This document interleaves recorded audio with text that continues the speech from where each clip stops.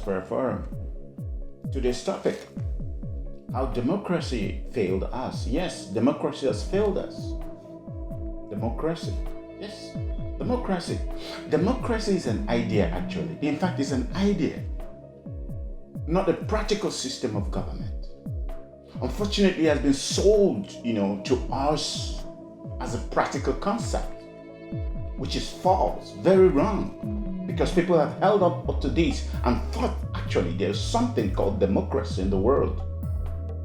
In fact, if we go back to ancient Greece, women, foreigners, slaves were not allowed to vote in Greece. Yes, look it up.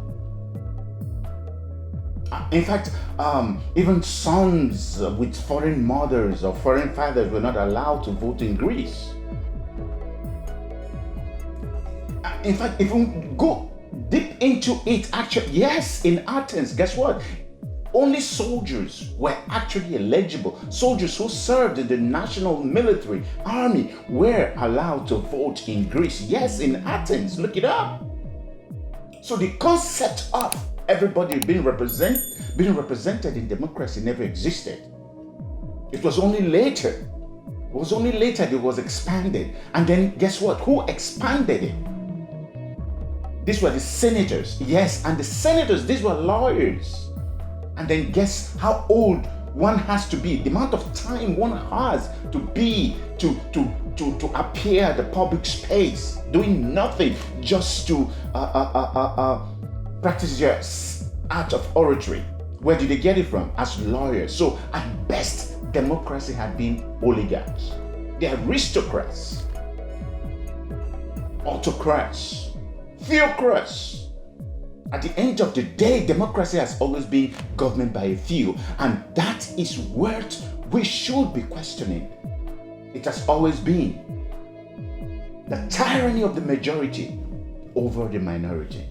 Yes, this is the Diaspora Forum, and because of this tyranny, this is what made slavery possible. This is what made racial discrimination possible.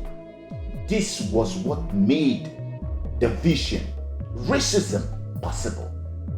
The name of democracy, the tyranny of majority against minority. Unfortunately, as soon as any group of people became majority, they did almost the same thing that was done to them yesterday. How sad. Again, democracy has failed us. But look. Let me say one thing. Democracy still presents the best system of government, conceptually, ideologically, than the rest system of governments.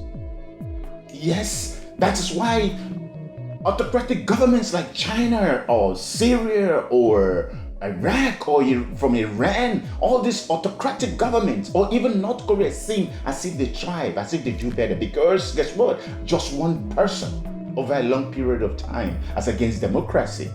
They have time to think ahead and do things ahead. If it were in North Korea, if it were in China, of course, all of Americans will be forced to take the vaccine and stop putting other people at threat. But still, democracy presents the best concept for government for the people in the world. But once again, let's hear what our ancestors have to say. Our ancestors have to say about this. Take a look at that poster. Guess what it says? Dogs do not actually prefer bones to meat. It is just that no one ever gives it meat. Yes, that's an African proverb. The masses want change. The masses want good things for themselves. But guess what? The majority. And when we say majority, it's still a few, because guess what? People pull the chains. People pull the chains from behind and tell the masses that their votes count. It doesn't count, because guess what? The few hiding behind always put those that they want that will represent them themselves and not the masses at the end. That is why democracy is dangerous for the masses. And the masses must have to do things to make sure that their interests also are protected. Our ancestors got it right. Dogs would like to eat meat too. Today we have companies providing bones for dogs, pretending, and we all believe really dogs want bone. No, that's a false view of what they want. Because we know deep down they want to eat meat, not the bones, but just nobody gave it to them. All right, did you know? Take a look at that poster. How many of you have heard of Mr. Dred Scott or the famous Mr. Dred Scott case? Well, this is why we have the Diaspora Forum. It is one of the many instances that highlight the tyranny of the majority in a democratic system. Dred Scott was born a slave sometime in 1799 in Southampton, Virginia. He unsuccessfully sued for his freedom and that of his wife, Harriet, and their two daughters in the Dred Scott versus Sanford case in 1857, popularly known as the Dred Scott decision.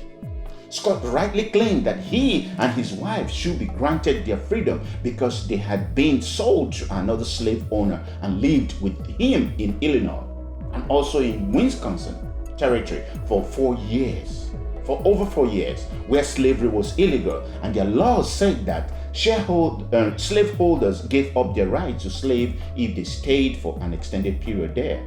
In a landmark case, the U.S. Supreme Court, yes, the United States Supreme Court decided 7-2 against Mr. Scott, finding that neither he nor any other person of African ancestry could claim citizens in the United States of America, and therefore Scott could not bring suit in federal court under diversity of citizenship rules. The ruling was written by the infamous Chief Justice Roger B. Sanford. Does that sound familiar? This was so as not to deprive Scott's owner of his legal property. Yes, legal property indeed. Scott and his family were his property, not U.S. citizens. African Americans were not entitled to U.S. citizenship according to United States Supreme Court. You heard it right. This was in United States Supreme Court indeed. Majority rule. Once again, the tyranny of the majority. Yeah. Think about that. That is why we have Diaspora Forum.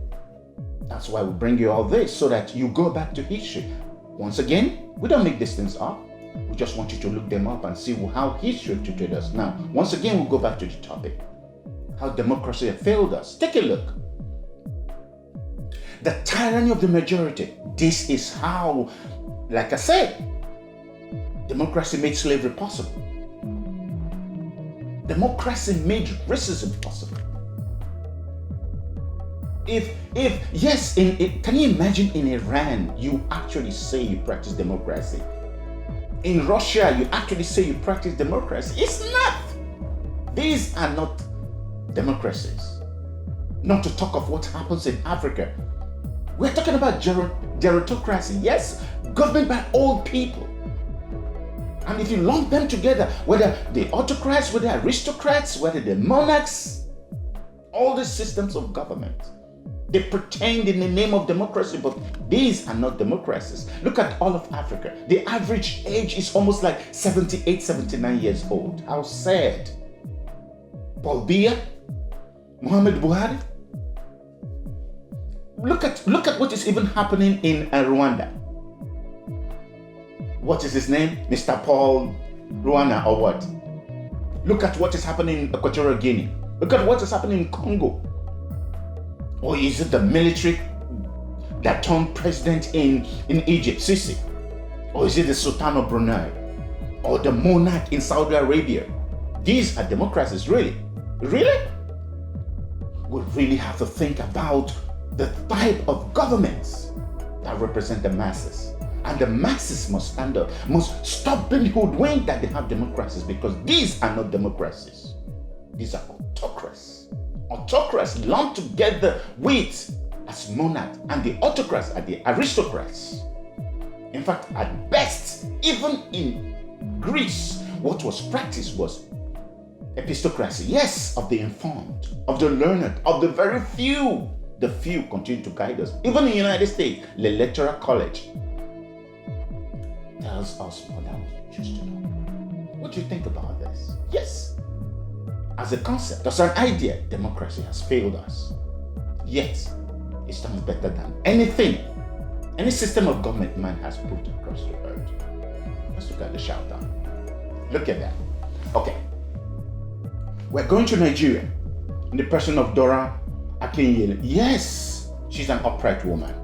Most people would rightly ask if they can find an upright, an honest, a just government official in the famously corrupt Nigerian government. I say yes, and present to you the late Professor Dora Akinyele.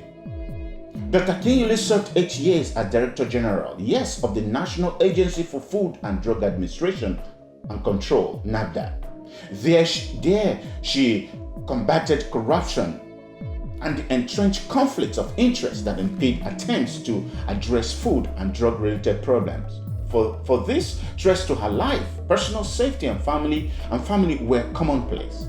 Yet she remained focused to clean up the agency. This led to several attempts to burn down the NAFDA facilities. Slowly, her efforts paid off, winning the confidence and trust of both the Nigerian people and government, creating extensive awareness about drug counterfeiting and pursuing counterfeiters with unwavering dedication to the cause.